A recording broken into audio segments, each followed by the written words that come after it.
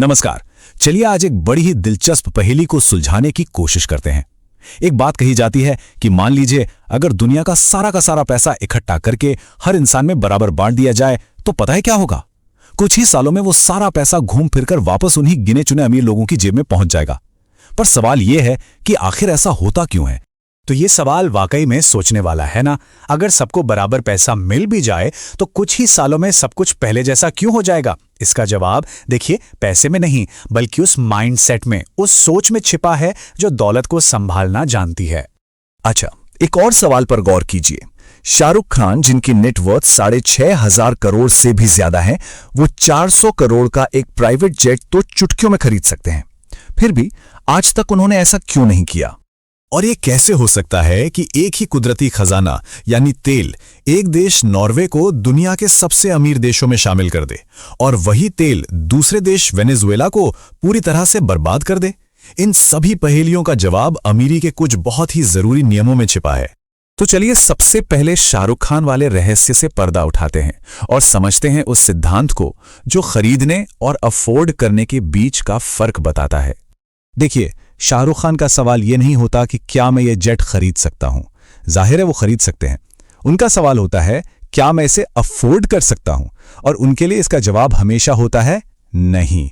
बेहतर है इस पैसे को किसी नई फिल्म या बिजनेस में लगा दिया जाए। और ये सोच उस नए जॉब लगे लड़के से बिल्कुल अलग है जो अपनी पहली सैलरी आते ही पूछता है क्या मैं लेटेस्ट आईफोन खरीद सकता हूं, और फिर फट से ईएमआई के जाल में फंस जाता है। और यहीं पे वो कहावत एकदम फिट बैठती है कि हाथी खरीदना बड़ी बात नहीं है, हाथी को पालना बड़ी बात है। किसी भी चीज की असली कीमत उसे खरीदने में नहीं बल्कि उसे मेंटेन करने में और उस अपॉर्चुनिटी कॉस्ट में है। मतलब उस पैसे से और क्या किया जा सकता था, इसमें है। ठीक है, अब आते हैं अपनी दूसरी पहेली पर, नॉर्वे और वेनेजुएला की कहानी। ये हमें पैसा बचाने और इन्वेस्ट करने के बारे में एक जबरदस्त सबक सिखाती है। हुआ ये कि दोनों ही देशों को तेल का खजाना मिला, लेकिन उनकी सोच और रणनीति बिल्कुल अलग थी। नॉर्वे ने तेल से कमाए पैसों को बचाया और उसे एक खास सॉवरेन वेल्थ फंड में इन्वेस्ट किया।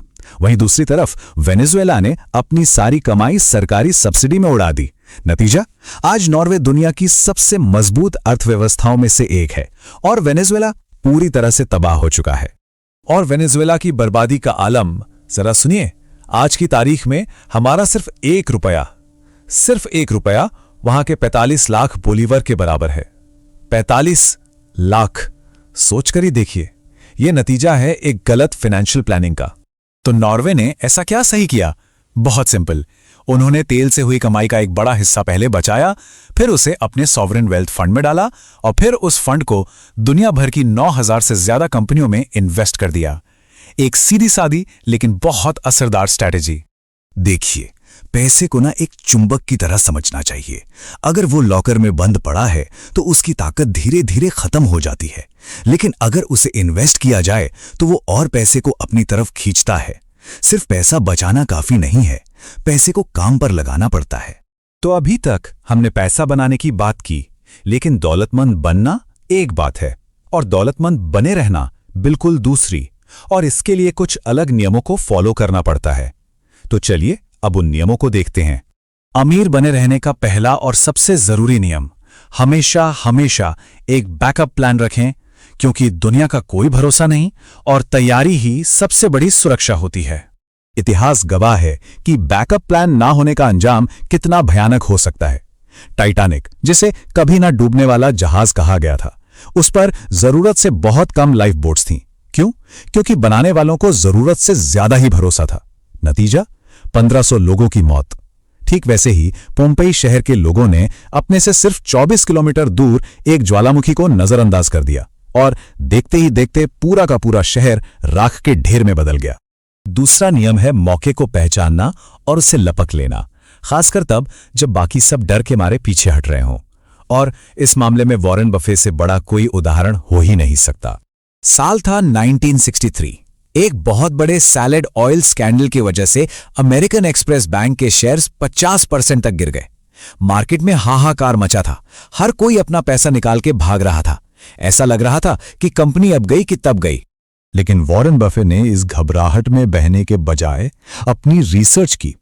उन्होंने देखा कि हाँ, घोटाले से बैंक की इमेज को तो नुकसान हुआ है, लेकिन कंपनी का जो असली बिजनेस मॉडल है वो अभी भी टॉप क्लास है। उन्हें पूरा यकीन था कि यह बैंक दोबारा खड़ा हो जाएगा। और बस बफे ने उस डूबते हुए बैंक में $20 मिलियन लगा दिए।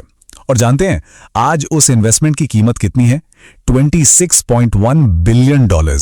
ये नतीजा था उनकी हिम्मत और दूर की सोच का। बफे की ये कहानी हमें दिखाती है कि कैसे सही मौके पर लिया गया एक फैसला दशकों तक दौलत बना सकता है। लेकिन दौलत सिर्फ ऐसे बड़े फैसलों से ही नहीं, बल्कि हमारी रोजमर्रा की सोच से भी बनती है। और चलिए अब एक और जरूरी नियम पर आते हैं जो अमीर लोगों की सोच को कंट्रोल करता है। और ये नियम बहुत सीधा है। तुलना के जाल से हमेशा बच कर रहिए। कभी भी दूसरों को देखकर अपने पैसे से जुड़े फैसले मत लीजिए। अभी हाल ही में हुई अंबानी परिवार की शादी का ही उदाहरण ले लीजिए।